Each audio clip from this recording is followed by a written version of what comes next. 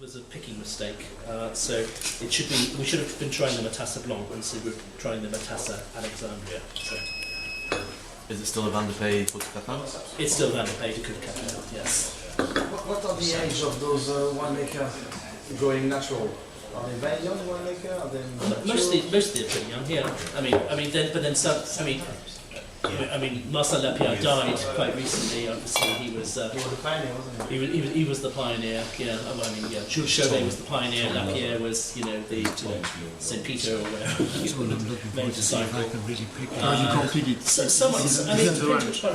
In the Loire, which is the most dynamic area, there's some guys in their 20s. But what's quite interesting is they mostly have gone to college.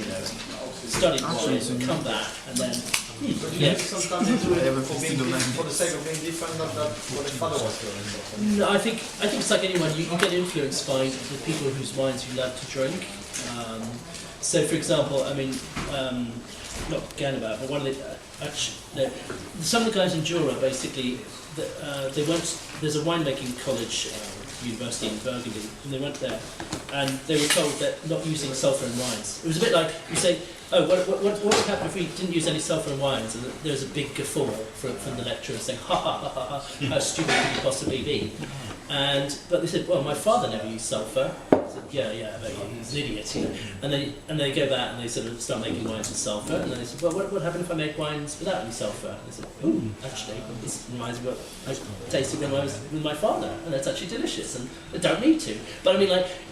But they're still sort of scientific because they've still gone to universities. They're still observing. They're still calibrating what goes on. But they're not saying, it's what my lecturer told me is right because they're my lecturer. Arianna Cipinti is who makes wine. She's the niece of the Giusto Cipinti at Kos. Makes natural wines, and she went to university. I think it was a winemaking university, possibly in Rome. And she was a pain to her lecturers because she questioned every piece of received wisdom. And she put her hand up and said, but why is that? Tell me why. And they couldn't answer her, basically. And because they couldn't answer her, not because they were deficient in some way, because when you go back to the ultimate question, why, there's no reason why you have to do things a certain way.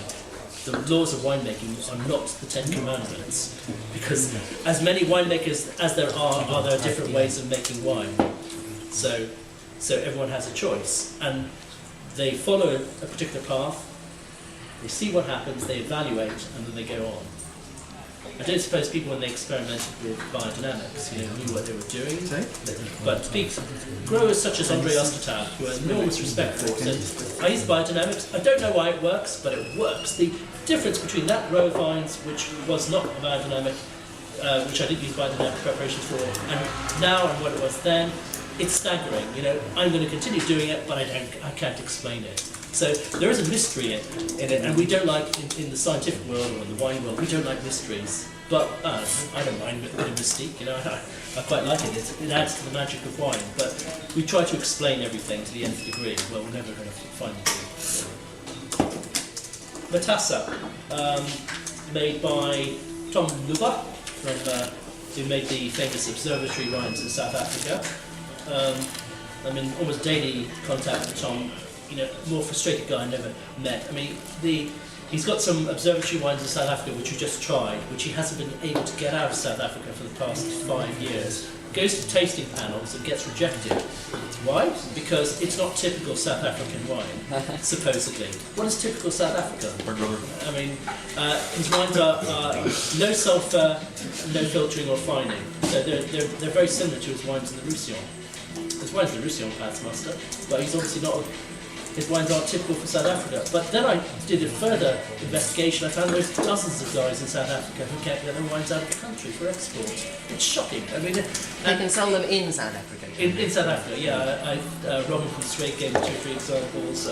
We got a current guy who's making a skin contact Chenin from 60-year-old vines, and the wine's sensational.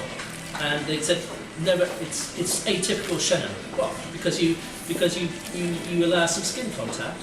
Just mad. And this is what, in a way, if you want to know why natural wine makers occasionally have a chip on their shoulder, it's because of the sort of obtuseness of tasting panels, which doesn't allow diversity to express itself. even if you thought it was rubbish, you should still pass it because someone else might like it. There's an audience out there. The wines have been. We've ordered the wines, we can sell the wines, but we can't get them out simply because of this sort of thing. Anyway, Tom finally has got his